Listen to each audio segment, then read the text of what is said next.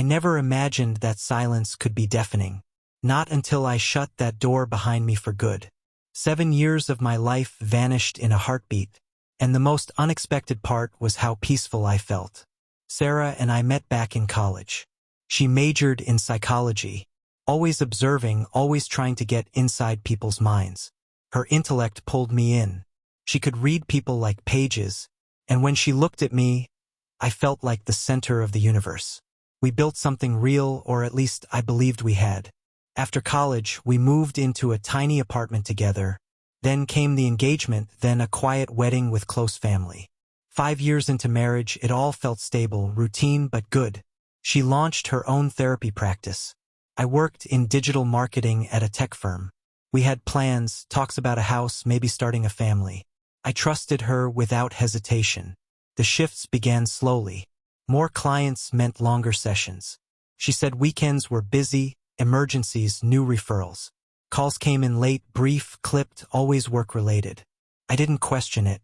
I admired her drive. I told myself success takes dedication. Then there were out-of-town seminars, retreats, trainings. She'd return full of new strategies, new insights. I was glad for her until she stopped offering details. Her stories were vague, her smile strained. One Thursday, she left her phone on the bathroom sink. While she showered, it lit up with a message. Without meaning to, I glanced and everything shifted.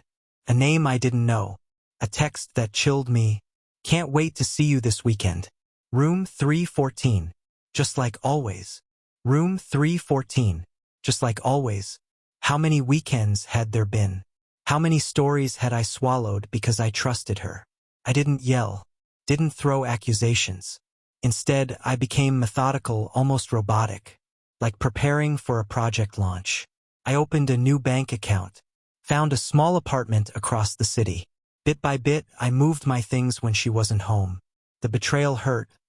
But the worst part was realizing I'd been living in an illusion. How many mornings did she kiss me goodbye? Before driving off to meet someone else? That version of her, the one I thought I knew, was never real. I left on a quiet Tuesday while she was at the gym. I packed my last box, placed my ring on the kitchen counter, and stepped out of that life for good. I left a note.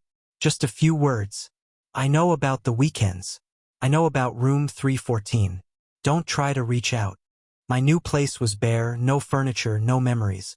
Just a mattress, a coffee maker, and a chair. I needed to strip away everything tied to her. I changed my number, blocked her everywhere, erased every trace. I had to start from zero, just me. No calls came, no texts, not even friends checking in.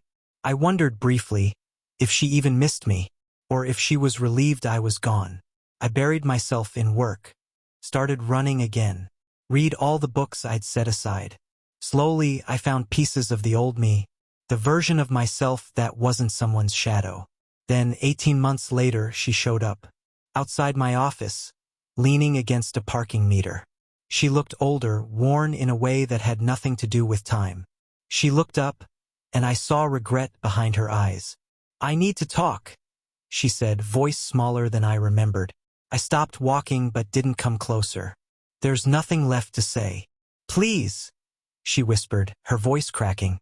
"It's over with him. It's been over for a long time. I made a huge mistake. I just need you to know that." I looked at her.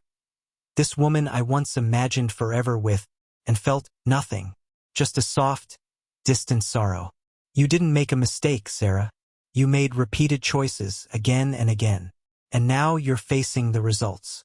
She began to cry quietly, like she didn't want me to see.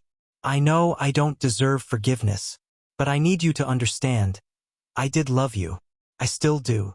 "No," I said, calm and certain. "You loved the comfort. You loved having someone who'd never doubt you. But you didn't love me enough to choose me." I turned, got into my car, and drove away. She grew smaller in the rearview mirror. And for the first time in a long while, I felt something like peace. Not because she apologized, but because I finally understood. Some doors, once shut, should remain shut. The man I'd become in those 18 months was someone I actually respected. Someone who'd never again settle for being someone's backup plan. Someone who knew that love without honesty is no love at all. I never saw her again, and for that I was genuinely thankful. Some endings don't need fireworks. Sometimes they just need silence. And that's exactly how this chapter closed.